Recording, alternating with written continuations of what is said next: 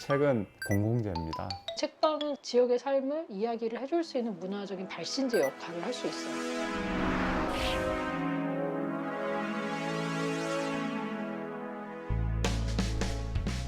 대표적인 문화 상품인 책을 마음대로 할인해 팔지 못하도록 하는 도서정가제라는 게 있습니다. 동네 서점 비상대책위원회가 문화체육관광부의 도서정가제 재검토 방침에 반대 입장을 공식 표명했습니다.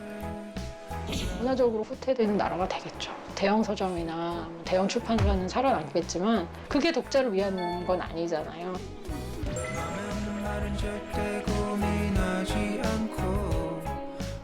코로나19 재확산과 태풍 피해까지 올해 정말 길고 힘든 한 해를 보내고 있습니다.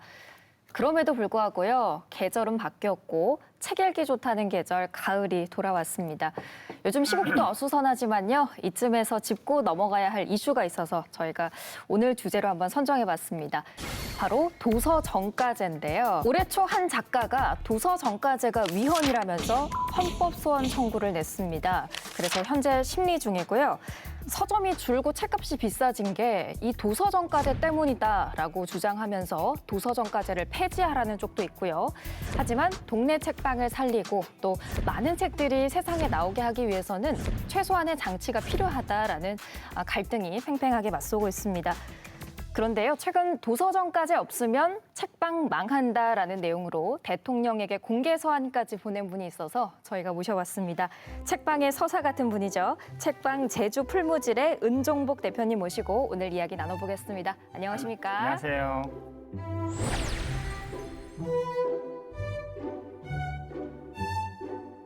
우리가 마을에 들어가면 큰 아름드리 나무가 있잖아요. 저는 책방은 그런 곳이라 생각해요. 신앙송이를 하기도 하고 작가를 모여서 초청 강연도 하고 연극도 하고 네. 음악회도 하고 또 독서 토론도 하고 바느질 모임도 하고 그나마 책방이 남아 있었던 것은 지금 있는 부분도서점까지 이 부분도서점까지마저 없어진다고 하면 1000개쯤 없어질 거다. 책방이 지금 벼랑 끝에 있어요. 목숨줄. 뭐 보니까 대표님이 눈시울이 좀 붉어지시고 또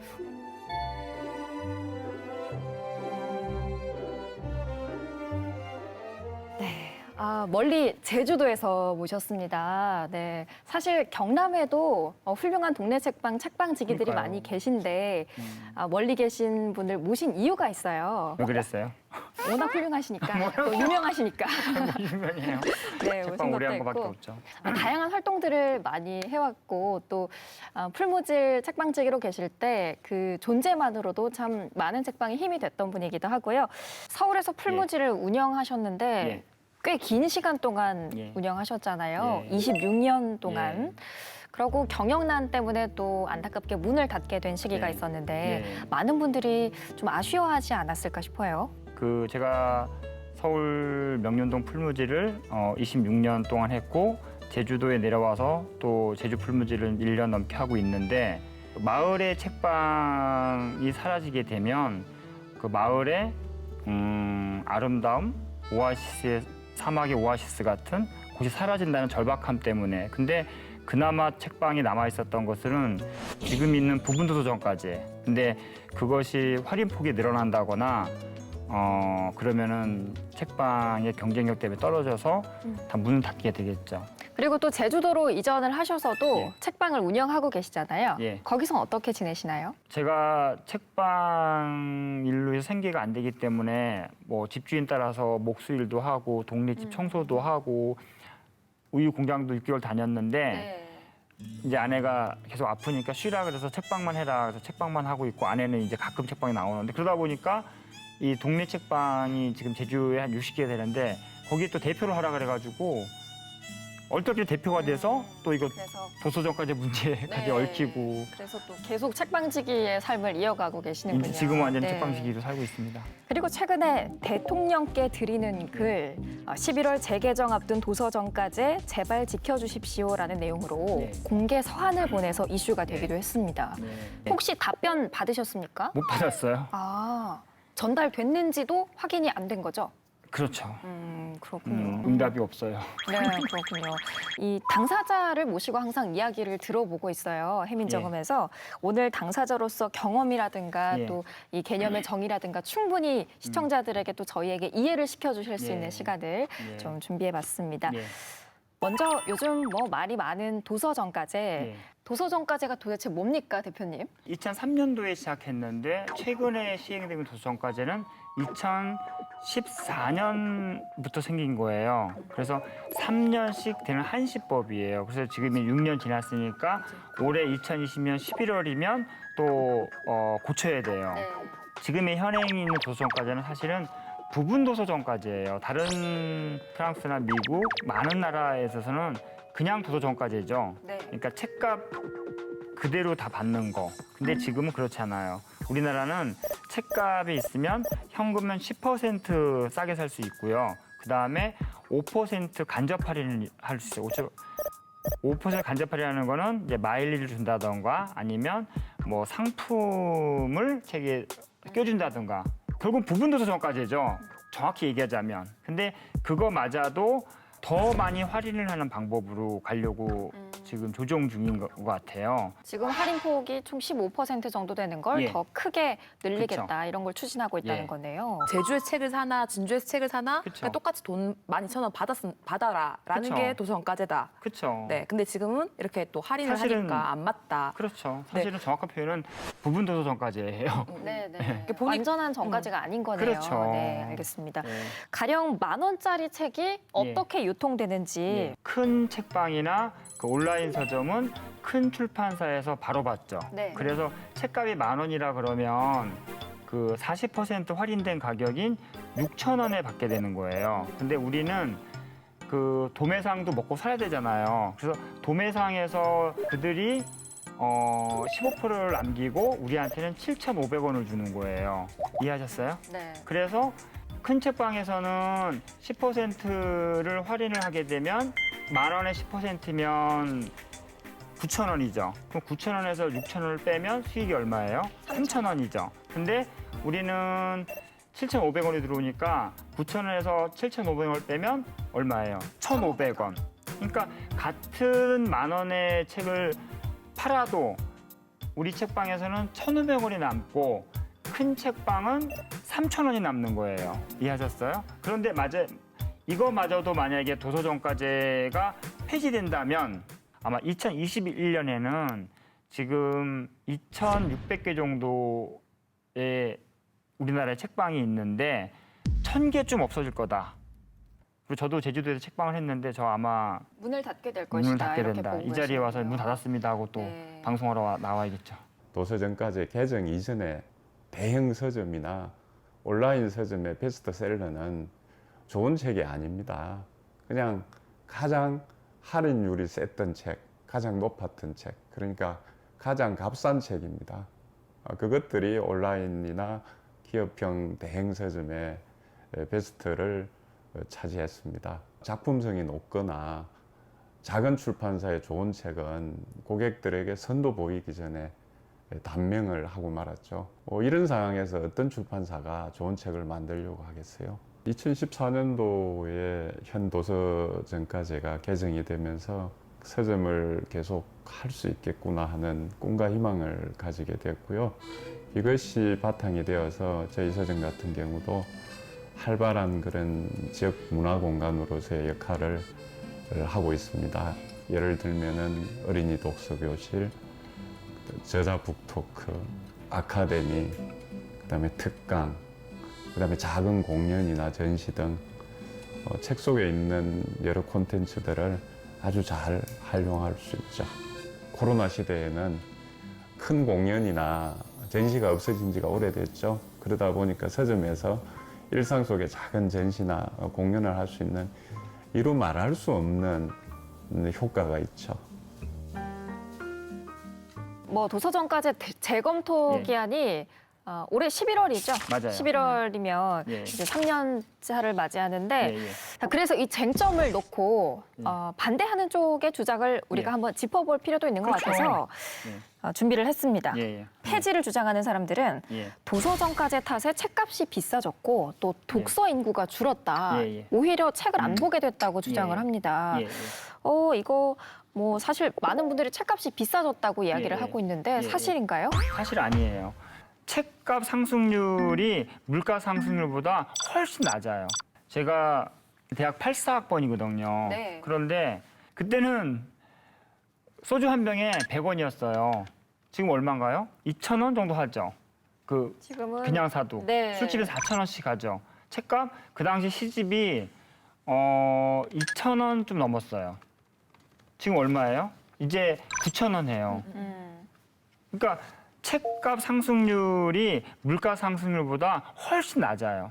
여기 다른 나라는 보니까 어때요? 다른 나라는 그러면? 우리나라가 이제 노인과 바다 그 문고판이 책마다 다르겠지만 평균 맞아요. 9,800원 정도 하는데 영국이나 프랑스, 독일 이런 데는 82원? 예, 이렇게 만 원이 나오네요. 넘네요. 예, 도서정가제 폐지하자고 보면은 이제 대학생들 꽤 있거든요. 보면은 참고서가 왜 이렇게 비싸요? 교재가 왜 이렇게 비싸요? 그 말 맞아요. 참고서나 그런 법률 서적들은 사실 쓰기 쉽거든요. 그 책값 계속 올리더라고요. 제가 서점 해보니까. 그러니까 그런 것들 오히려 규제해야 된다고 저는 생각해요. 그런 다른 이야기이긴 한데 책들도 도서정가제 안에서 그 적용을 들어가죠. 받죠. 예. 적용받죠. 예. 수업 교재나 음. 그런 교수들이 쓴 책 내는 출판사들은 절대 안 망해요. 왜냐면 책값이 너무 비싸요, 사실 그거. 다른 나라보다 훨씬 비싸요. 그리고 왜 한 학기만 볼 책을 그렇게 양장분으로 해야 되는 거예요? 그러니까요. 그런 것 때문에 학생들이 책값 비싸다고 얘기를 하는 거예요. 그런데 정말 교양서적들 그런 것들은 비싼 게 아니에요. 책값 비싸다고 하는 사람은 평소에 책을 안 샀던 사람이에요. 제가 봐도 좀 그런 것 같아요. 독자 개발 조사 보고서 읽는 사람, 읽지 않는 사람에서 예. 독서 장애 요인은 19.4%가 시간이 예. 없어서라는 답변을 예. 했습니다. 그리고 책을 사는 비용이 부담스러워서는 1.4%에 예. 불과했어요. 책값이 부담이 되는 게 아니라 바로 책을 읽을 시간이 없다는 게 방점이 있는 거잖아요.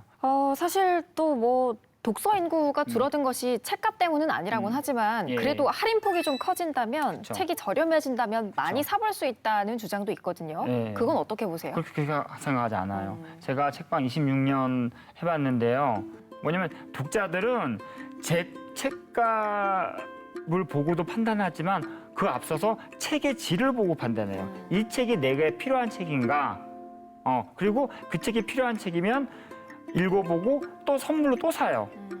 책값은 그 독자들이 책을 고르는 판단 기준이 아니라는 게 제가 26년 책방 해보면서 네. 제 경험입니다. 그러니까 책값이 오르든 내리든 볼 그쵸. 사람은 보고 안 맞아요. 볼 사람은 안 보고 네. 이렇게 정리할 그 수 대신 있네요. 그런 건 네. 있어요. 출판사에서 고급 독자를 요하고 네. 많이 안 팔릴 책은 어쩔 수 없이 책을 내야 되니까 비싸게 내요. 그런데 도서정가제가 폐지가 되면 그런 책 못 내죠. 왜냐하면 책 한 권 내는데 보통 적게는 300, 많게는 700만 원 들어요. 500만 원 안팎에 들어요. 근데 출판사한테 무지하게 부담이 되는 돈이에요. 그래서 요즘은 텀블벅을 하잖아요. 네, 네.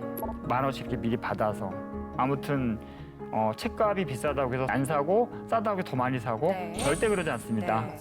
저는 개인적으로 그 독립서점이나 서점 수가 좀 예. 는 것 같은데 예. 그분들은 오히려 서점 수가 축소됐다. 도서정가제 그거는 때문에. 하나 이유예요. 뭐냐면 한국서점연합회는 30년이 넘은 출판 서점 조직이에요. 그쪽에서는 우리 같은 서점을 기타 서점으로 분류한 거예요. 기타. 동네 책방을 뺀 거예요. 근데 그들이 그냥 기타 서점, 동네 아. 책방이 그럼 그런 서점들이 줄었어요. 2014년에는 100개가 안 됐는데 지금은 700개 이상 늘어났어요. 아, 독립서점이?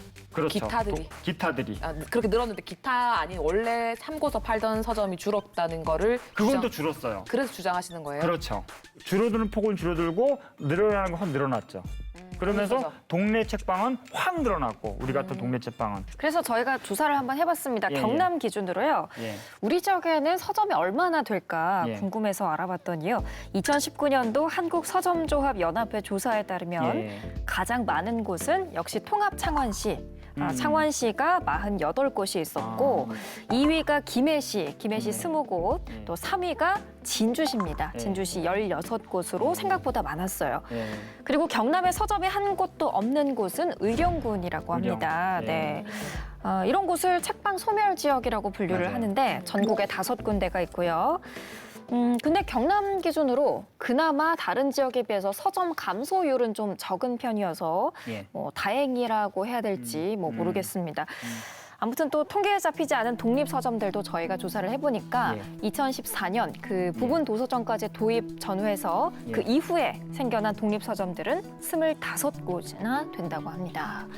그 제가 진행하는 라디오에서 금요일마다 라디오 북이라는 코너를 진행하고 있는데 동네 책방들의 책방지기들만 연결을 해요. 그래서 그 책방의 상황을 들어보고 또 요즘은 어떤 책이 잘 팔리는지 그 동네에서는 어떤 문화 공연을 여는지 그런 것도 알아보는 시간도 있는데 생각보다 경남에 많습니다. 경남만 연결합니다. 네. 경남을 이사 와야겠네. 근데 이 코너가 또 확장되면 저희가 네, 다른 지역도 전화를 한번 드릴 테니까 꼭 받아주시기 바랍니다. 그러면요, 도서정가제 이후에 출판 산업엔 어떤 영향을 줬어요? 부분 도서가 되면서 국민청하는 사람들은 출판사가 없어졌다고 하는데 거짓말이에요. 출판사가 엄청 많이 늘어났어요. 작은 출판사들이 엄청 많이 생겼어요. 그래서 1인 출판물들. 기술 발달로 책 내는 게 쉬워지다 보니 국내 출판사 4곳 중 3곳이 직원이 4명 이내인 1인 출판사. 큰 출판사에서 나오는 책만큼 막 마케팅을 하거나 그런 건 아니지만 모험적인 시도 같은 거를 해보게 되고 기분 좋게 썼습니다. 신나게. 신춘문예는 1년에 한 신문 하나만 되잖아요.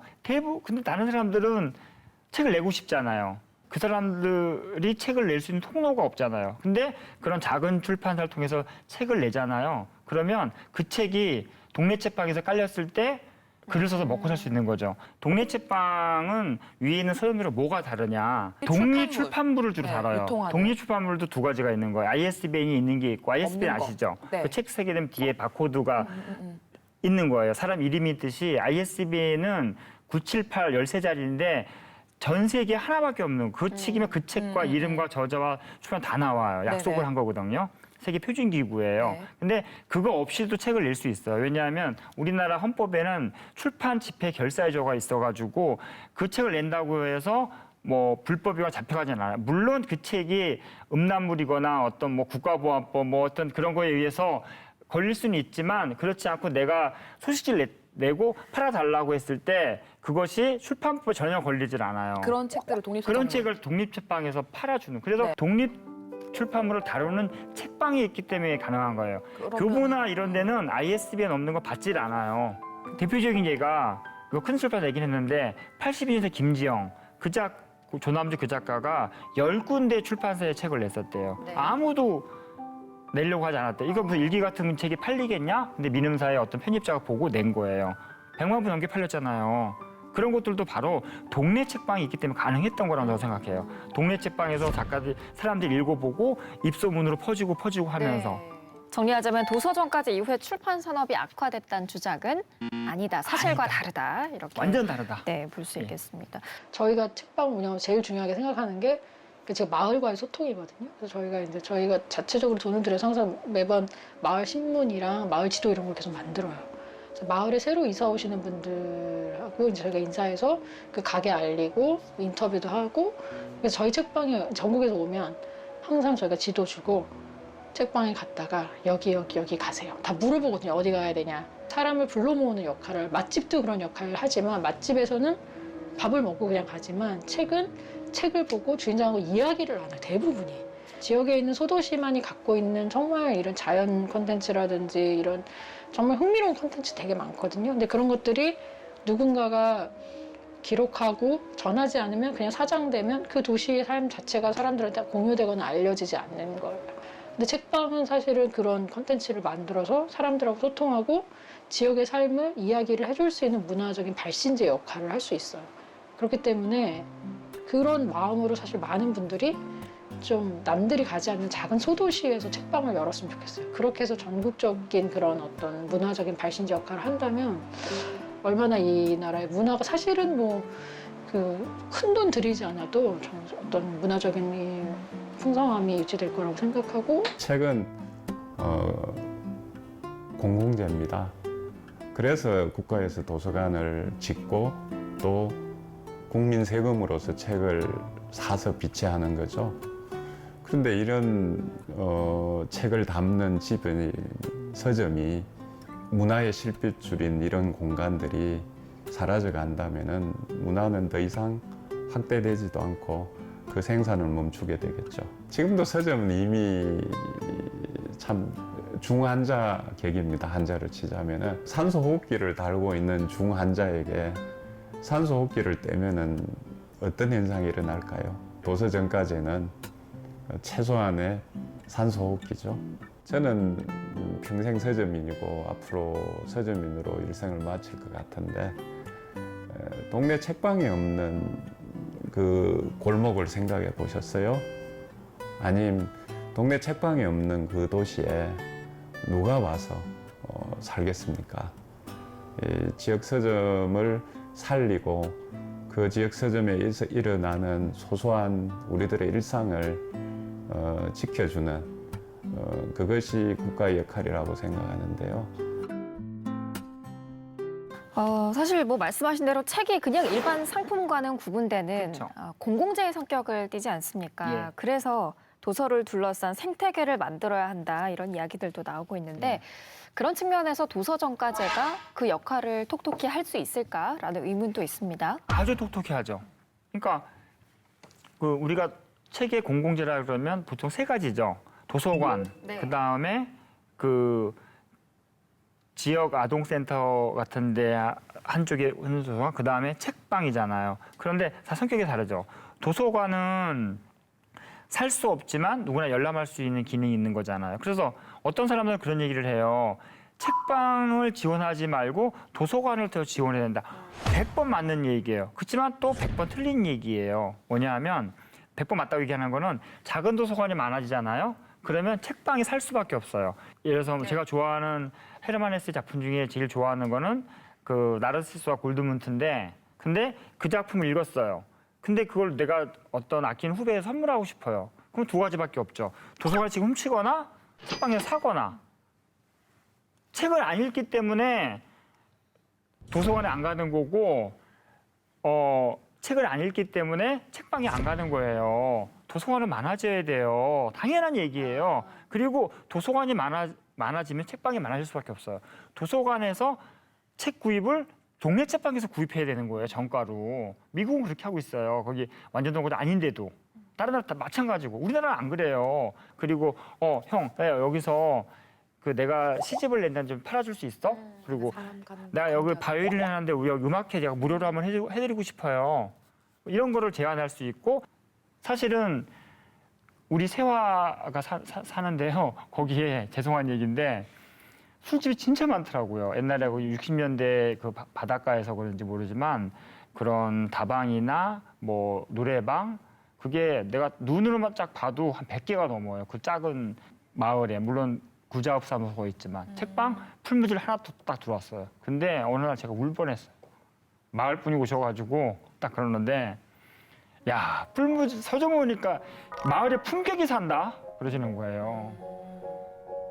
그러니까 그런 술집도 있고 뭐 노래방도 있고 다 있어야 돼요. 그런데 그것만 있는 건 슬픈 거 아니에요? 사막에 선인장? 당연히 있죠. 근데 사막이 있으려면 오아시스가 있어야 되잖아요. 물이 있어야 살죠, 우리가. 책방에 나는 문화의 오아시스라 생각하는 거예요. 그래서 책방이 지금 벼랑 끝에 있어요.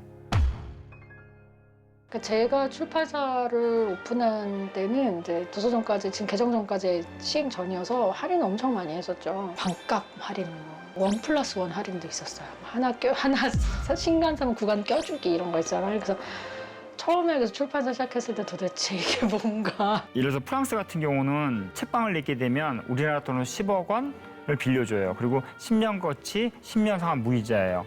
가까이 있는 중국만 하더라도 도서정가제를 폐지했다가 책을 안 보고 책값이 오르고 출판사가 망하자 다시 또 완전 도서정가제 하려고 지금 입법 중인 걸로 알고 있거든요. 소비자들이 책 완전 정가제가 없어지면 저걸 넣었으면 책값이 싸진다고 해서 그렇지 않다는 거예요. 이 부분 도서 정가자마자 없어진다고 하면 책방이 지금 벼랑 끝에 있어요. 도서정가제가 왜 필요한지 예. 좀 느끼는 부분이 많습니다. 지금 뭐 보니까 대표님이 눈시울이 좀 붉어지시고 또 그동안 뭐 맺힌 것도 많으신 것 같고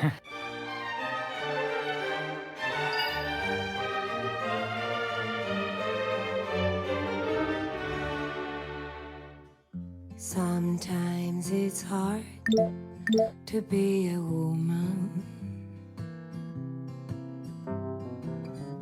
giving all your love to just one man. You have the bad times, and here I have the good times, doing things that you don't.